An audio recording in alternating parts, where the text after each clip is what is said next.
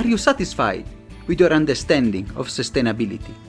If you are not, imagine a journey together, a pluralistic one, with academia, innovators, startups, NGOs, all looking for solutions to the greatest challenge of our time. My name is Samuele Tini, and this is the Sustainability Journey. Welcome to this new episode. Today we have a great guest, has an impressive curriculum from spanning from the academic world now to the industries, and now she's a leader of a movement bringing sustainability in the hospitality sector. So I want to welcome today Maribel Esparcia Pérez. I hope I pronounced well. Absolutely, you did. Thank you very much, Samuele, for having me here. It's really an honor to have you. I was impressed by the span and the expertise that you put in your work. You also discuss, you have also a book now that's about blockchain technology for SDG. So you have been a professor, so it's really interesting. And who is Maribel? A crazy hotelier, actually. So many years ago, I started working in hotels and operations, and I'm very grateful for all the background, all the people, all the amazing leaders I work with. That made me who I am today. But I've always been very curious, so sustainability was a big part of my journey. Back in the day in university, and many years ago as well, I was starting the thesis and my research about corporate social responsibility. I'm talking about 2011. So back then it was a thing. I was learning about or making research about how that corporate social responsibility or brand behavior in terms of CSR practices. That was my first experience saying I'm learning about sustainability here and how the hospitality industry is incorporating some practices and very much related to energy and water stewardship and waste management. So that was the start of the journey, I would say. We can see from your passion that is transpiring from your voice. You have also walked a lot. It's a long journey on sustainability. You work in the hospitality sector, and your proposition is serving those, who serve. So maybe before going into your proposition and the work you're doing, we can take a step back and discuss why sustainability is important, and especially in the hospitality sector. We have so much to offer. It's incredible the potential we have as an industry. This is not new. Many stakeholders in the industry, whether it's the travel, the destination management companies, travel agencies, they have been promoting local activities, encouraging local communities, ensuring that the activities that were done in destinations trying to make as sustainable as possible. So really accommodation or the hospitality or the F&B is also a part of it. And perhaps we have neglected for many years because we just had that tourism and guests coming in and out, and we didn't stop and zoom out for a second and say, well, there are so many other things that we can be doing here to empower local communities, to preserve ecosystems, to develop our teams. So I thought I want to be a part of this transformation. And I guess that after COVID is even more important that we recover in that way. And not just because the climate emergency or such amount of waste that we produce as industry, but rather seeing it as a business opportunity and making sure that we transform business models for the better, but for everyone, not just for the environment, but also for the teams, again, for the people that live where we have operations, like we have hotels, for instance. So I just see it as a huge opportunity for us as an industry to transform who we are and transform our mindsets and be forward thinking with diversity, with inclusion, with, many other topics that we could be discussing all day, I guess. That is very interesting. In this journey, you said a key word there, transformation. In this journey of transformation, here comes your proposition, how you want to bring change in the industry. So I work, let's say it's human to human, but as a B2C or B2B level. So B2C is more about me engaging with students or professionals in the industry, where I share my knowledge, whether it's online education, mentoring them, supporting them. That's one thing I do. And I try to install that mindset to that people, to the professionals, to the B2C world. For the B2B is more complex, I guess, because you have structures, you have, organizations are kind of complicated. So with the European Sustainable Hospitality Club back in 2019, the idea behind it was how we can set some standards so we make sure that what exists in the industry or the activities that are done in the industry do not have any harm and rather create positive impacts everywhere.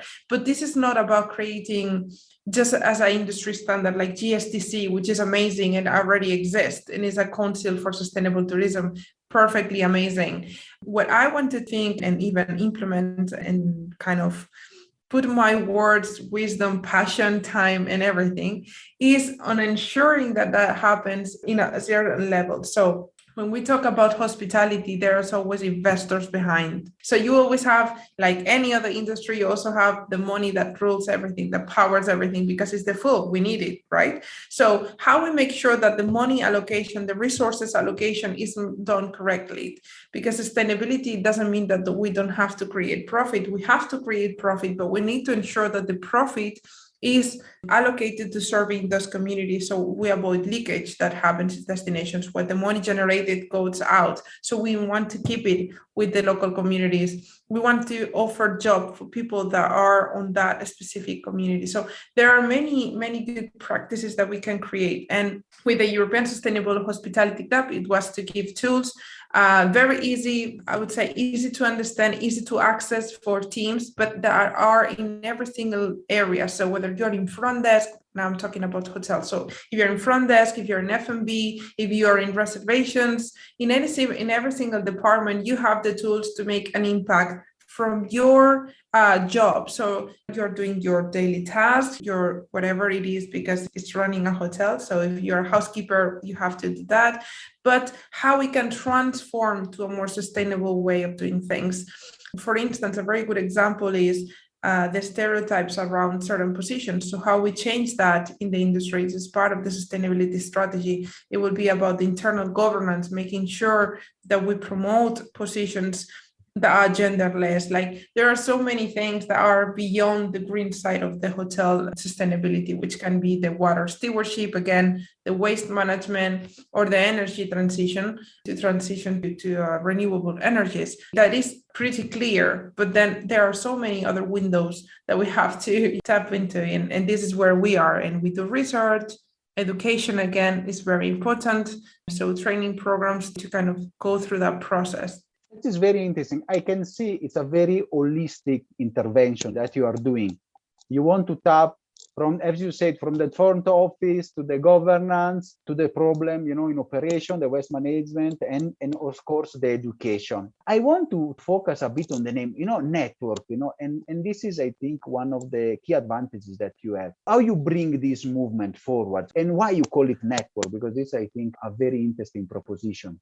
We call it like club. Yeah, so we even thought about saying group. So European Hospitality Sustainable Group. We could change it one day because you never know what happens. But at the beginning, club is because we do have this online community that is around 8,000 people. And we also have people who are part of the platform that we have. So for me, it's about bringing value to that community and sharing ideas and insights. So you don't have to pay to be a member of the platform, but you can get insights. And also we create content on the blog that we think is valuable, and we'll try to make it as valuable as possible for the readers so they can get resources from our platform. And this is the end goal. I mean, we want to be a support and be there. And if we have some information that they need, if we can support them, that's the reason why we call it club or community or online community. So whether it's on the social media or the private platform or forum that we've got, it's all about sharing knowledge and sharing what we know. That's really the end goal. Perfect. So, and how do you join the club? If you are a professional, like you're working in the industry or you're just graduated or student, you can just join with your email and log in. There's nothing else. You can join us there. You can see events, you can see documents that are public, like inside section. We've got open resources. And then if you are a hotel, then you need to apply to be member. And then you have the application form on the website. But to be part of the club, what we need is really someone that wants to change. So it's not everyone is open to enter to the club. For me, when we are talking about hotels and accommodation, and also from the investor side, you also can be a signatory of our commitment to responsible investment and impact investing. We want to make sure that if you are signatory, if you become part of the club, you also believe you really want to take this seriously because it's our time, it's your time. We came across some times that is just about the face of things, but we want to really transform. So if you engage with us, let's work together so we can advance really in 100% and trying to make things work and not just saying, well, I'm just part of this for what? So we want really people that is engaged and is committed, and they can just apply on the website. It's very simple. And then we sit down together and we see the need and we see how to move forward. But for me, it's that willingness to change from both parties, and for us being willing to help, and from them willingness to absorb and willingness to change internally to good practices and a good governance that really stays over the years. So it's not just a one-off activity. And that is some question. I keep getting many questions sometimes, like, do you get a certification at the end of the club? What is why I need to engage, right?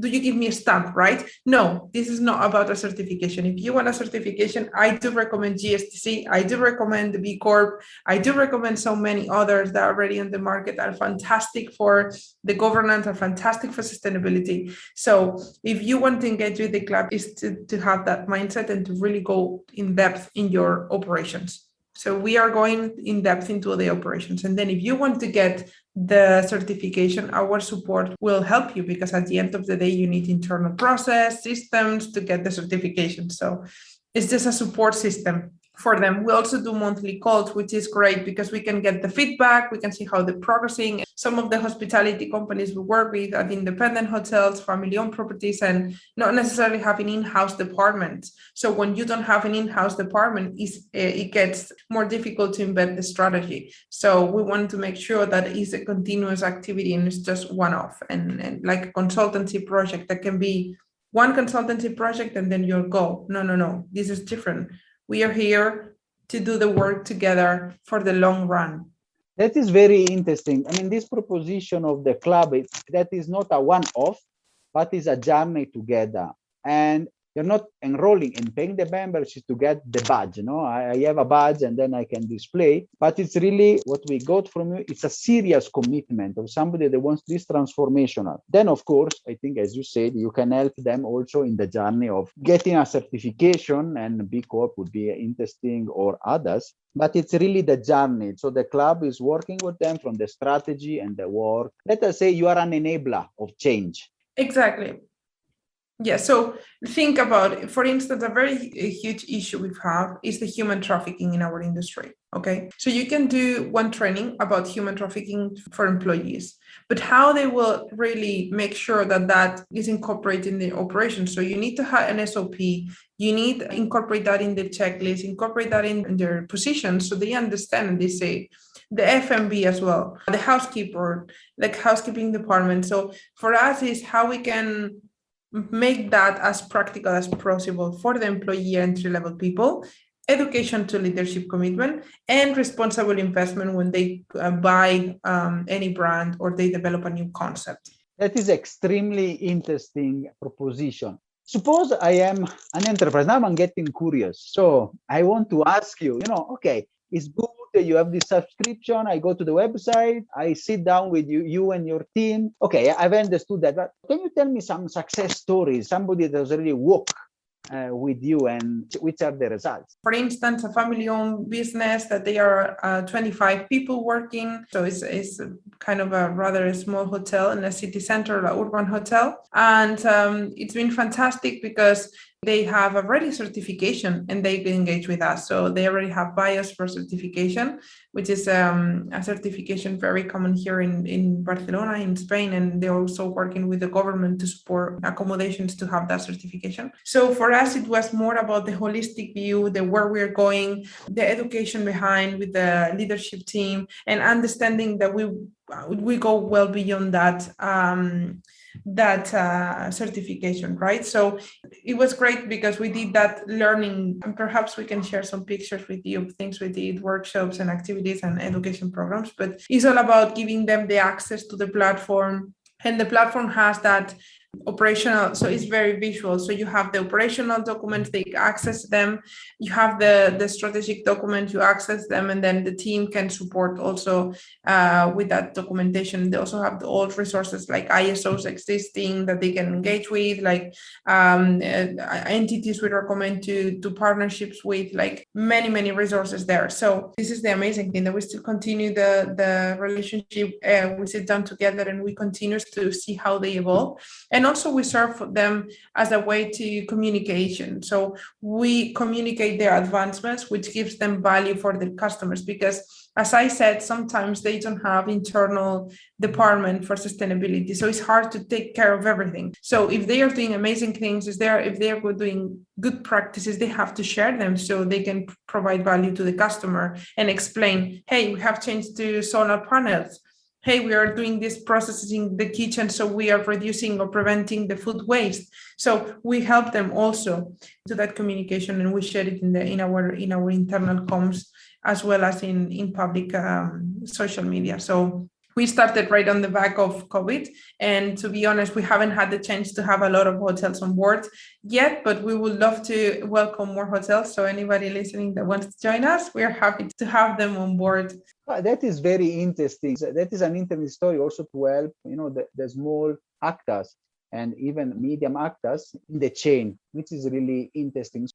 From the investor side, another case study we are developing now, we're actually engaging with the signatory movement. So we have started the Hospitality Impact Investing Initiative, which if you are a hospitality investor or if you're an asset manager company, a family office that are engaged in investments into hospitality, you can sign. So we have now 2 groups signed. The idea with them is to implement the technology we're just developing so we can make sure that once they are screening a business, they have the most information out of the environmental, social, and good governance practices so they can make the right choice, or at least have information to make an informed decision, and they can have an active ownership of assets. So this is a new case study. We will release it shortly because we are still working on it, but it's fantastic that they are, proactively wanted to change that as well. That is interesting. So that's actually, you have anticipated my question.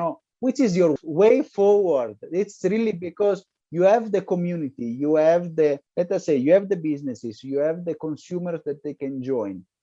You have also the networks of suppliers that you can rely. And you are a young startups that started even right in this moment of pandemic, which, your results are really amazing. So as I say, which is your way forward? What Maribel wants to build? Yeah, so at the moment, I would love to have a bigger community of hoteliers because, as I said, most of the hotels have been closed during the pandemic, and we are very aware that it's been challenging for them. So we want to incorporate more hotels in the community and in the club and support them to build their journey, really, and support them in the whole process. That's my main goal, and for 2022, so welcome more and support more from the student side. We also have a program. This is we are joined with a non-for-profit, and we are doing a program for students. So for me, it's a priority that students also get the right education on sustainability. So because they are the future leaders, so we need to count on them. And that's a big project that also have in place. And we will start in November, December with universities. And we will be teaching and making sure that the voices of young leaders are also listened. So we do have the initiatives in the website. It's called Insights for Sustainable Hospitality.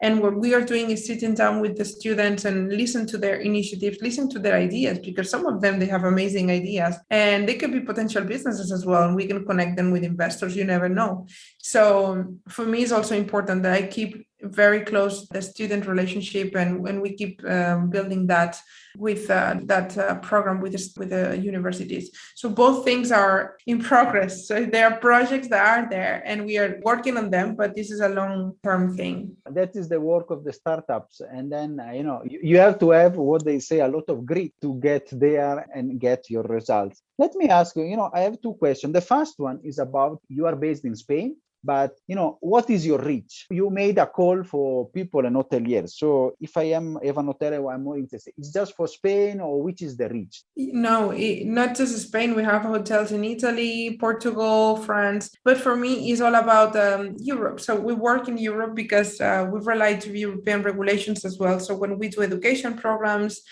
we tend to rely or make sure that we educate them as well on what's happening in the regulations. So, the EU Green Deal and all the things are happening here in Europe. So we work with, most of them are European properties and European companies, but we could work with people everywhere because we work online at the moment. So we do on-site training in European cities, but we could do them online for any other destination. But we mainly work with the European market, mainly, as I said, Portugal, Spain, France, Italy at the moment. Would love to UK soon, and some other destinations that we are developing relationships with. For a young startup, is already a huge geographical. You are born global, or at least regional, we can say. One thing that is very interesting is how we make sure, one of the debates that is now, it is how we make sure that rightly finance sustainable and we unlock the potential, or the financial influx into sustainability. And I was particularly interested about your discussion about the investors. So I want you to maybe to go a bit deeper in that, because I think that is one initiative that can really bring a lot of fruits.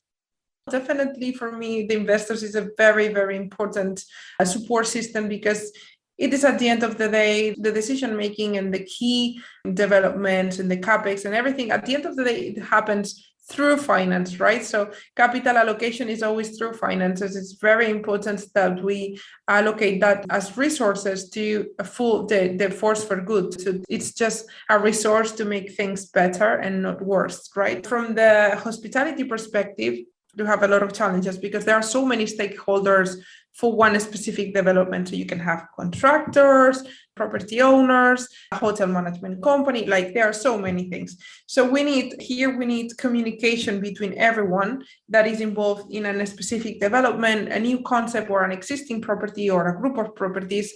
So making sure that the money that is allocated, whether it's for a new project or for an existing project or company, is allocated for the good. So here we have to screen what it means to do the good, right? And when we are asking what it means in hospitality here, we're talking about the environmental side, which is all about the land exploitation, conservation of flora and fauna, the water stewardship, especially for the developments in water-stressed areas. You will know better because where you're located. So there are so many developments in water-stressed areas. So we make sure that those aspects are covered, and the investors need clarity on this.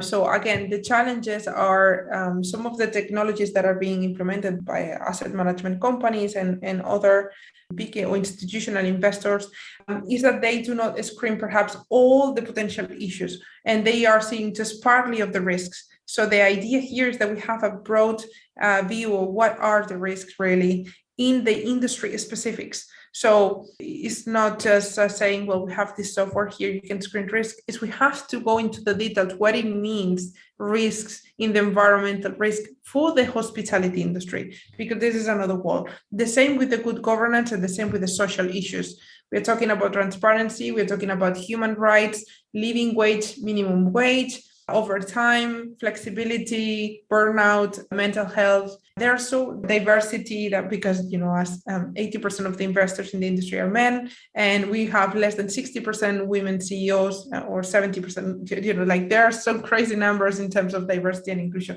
So if you want to screen, if you want to make an investment and you want to make sure that you really put your values where your money is kind of thing, we need a screening that is related to the industry and it takes into consideration the specifics for the industry.